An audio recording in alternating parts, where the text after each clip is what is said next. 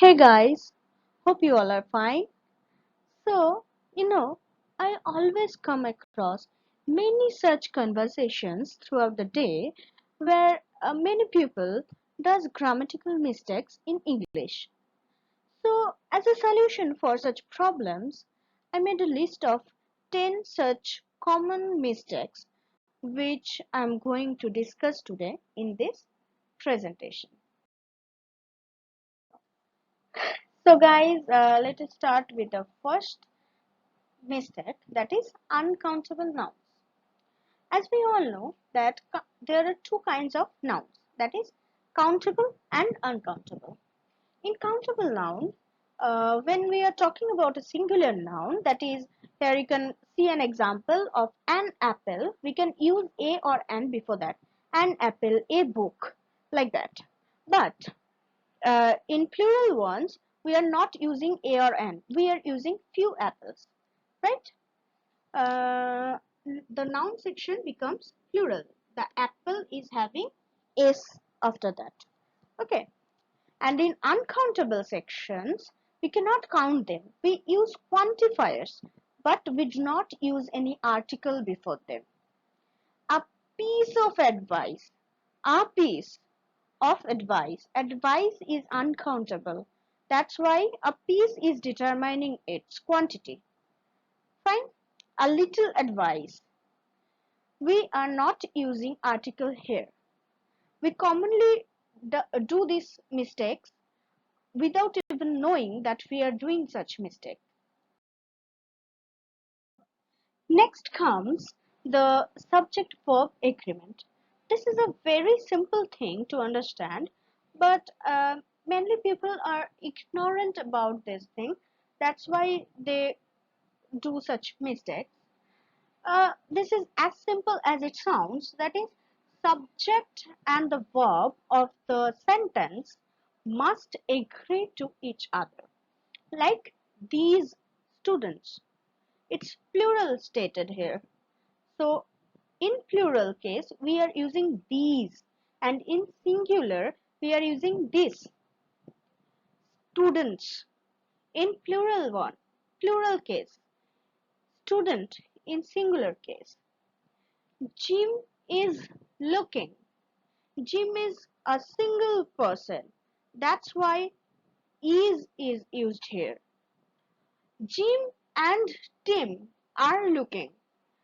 Jim and Tim both are looking.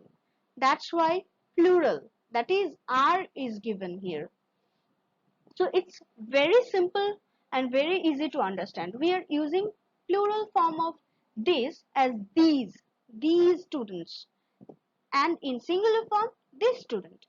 In singular form Jim is looking, and in plural form Jim and Tim are looking. That means both are looking. Fine. Next comes auxiliary verbs. It's a major problem for few students, but it's not a big deal. Uh, the relationship between the auxiliary verb and the main verb is very simple. Uh, do appears in the simple tense. The auxiliary verb be appears in the continuous tense and also in the passive voice, and auxiliary verb have appears in the perfect tenses. This is a very consistent part of English grammar and will never change.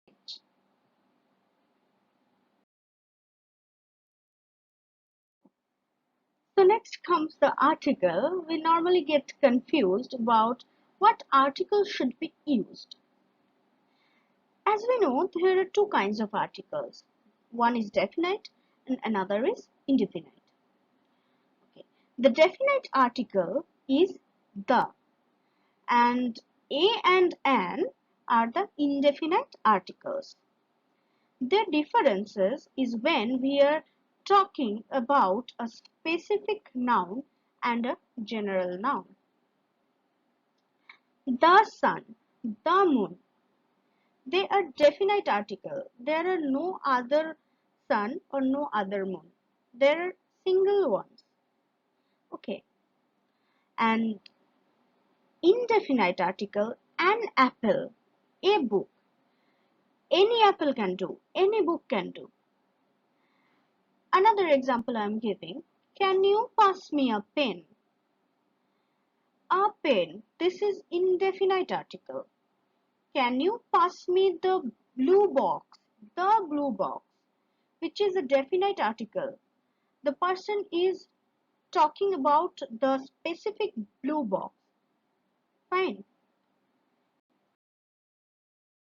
Next comes there, and there. You cannot find any difference while I am speaking about them. But while writing, we face many problems. So here, uh, they apostrophe re is a contraction of they are. When you say something about them, when you talk about them, like they are doing their job. Okay. Here, there can be contracted into there. There can be contracted into there. Fine. Next comes there, there, which refers to something owned by a group of people. Like that house is theirs. Like the house is owned by those people, by them. Fine. Next comes there, which refers to place. I am going there tomorrow. Fine. They are going there. Here you can say they're going there. Here the first there is they apostrophe re there. Going to there, there, which talks about place. And there means that building is there, theirs. They own that building. Is that clear? I think it should be clear till now.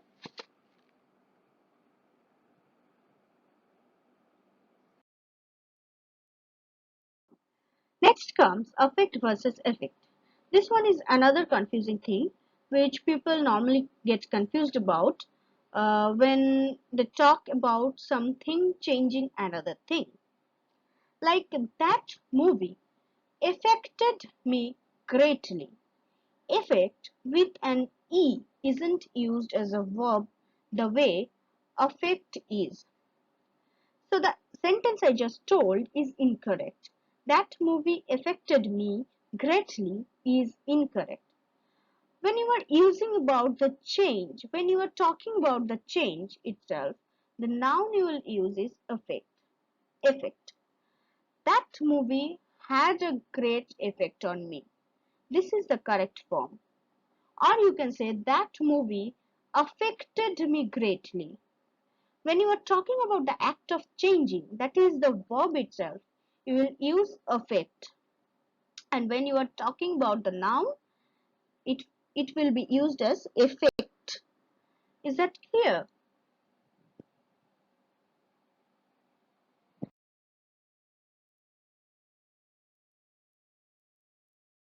Okay. Next comes the use of commas. So most of the people don't know how and where to use commas. They just wrongly place them. But it makes a huge difference in your sentence. So we normally use commas to separate elements. For example, I brought a jacket, comma goes there, a shawl, comma again, a dress, and an earring. So we are using comma to separate jacket, shawl, and the dress. Next is we use comma for separating independent clauses. For example, he is smart and we can learn from him. He is smart is an independent sentence, but we can learn from him. It is also an independent sentence. That is independent clause. So to separate those two independent clauses, we use commas. Next comes to separate introductory words or phrases or words that come before the main clause. That is, when we say in the beginning. In the beginning of the sentences, we normally use such things. In the beginning, however, although, after, and etc. So this can, after this beginning of the sentences, we normally use commas to separate the sentences from these introductory words. Clear? So now comes the difference between complement and complement. These two words are pronounced exactly the same, making them easy to mix up. But they are quite different. If something complements, that is complements, which is given on the right side of your screen, uh, this complements something else. That means it completes it or it enhances it. It enhances anything. It makes something perfect. For example, a wine section can complement a meal, and two colors can complement each other. Fine. And the other complement is the word complement. Complement refers to an expression of praise. It is used as a noun. Uh, it is used to express admiration for someone. It is here used as a verb when you are using it as admiration. You can compliment your friend's new haircut or pay someone a compliment on his or her haircut. Clear? So now compliment and complement are two different things. I think it is clear by now for you. So next comes lose and lose. It is very common among students to confuse about these two, LOS lose and LWS lose. Maybe it's because it is spelled similarly. According to Merriam-Webster, lose, LOS lose, is a verb that means to be unable to find something or someone, or to fail to win a game or a contest, or to fail to keep or hold something wanted or valued. It is like losing your keys or losing a football match or losing something you loved. On the other hand, LWS loose is an adjective that means not tightly fastened, attached, or held, like, for example, loose clothing or loose tooth. I think from the next time you would be able to understand the difference between LOS loose and LWS loose. So next comes between versus among. The word between is used to refer to two or sometimes more things that are clearly separated. And the word among is used to refer to things that aren't clearly separated because they are a part of group or a mass of objects. So you choose between a red shirt and a black shirt, but you choose among all your shirts. You walk between Center Street and a Broad Street, but you walk among your friends. English is a bit of tricky like other languages, but with practice and more practice, you can easily excel in grammar. So here comes the practice section for you all. So the question is determine the mistakes. Number one, this habit is good for health. Number two, she has a loose hairband. Number three, that book affected me. 4. In the beginning, I had no money to start up my business. Next, give me an advice. Divide the apple between the class. She eating pizza. Please hand me and cup of coffee.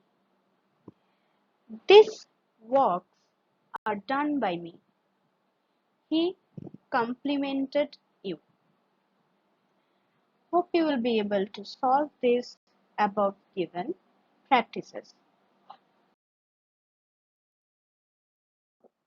Make sure to contact us in the given mail or number for learning more such topics in details. Thank you for staying with me for such a long time. Have a good day. Bye bye.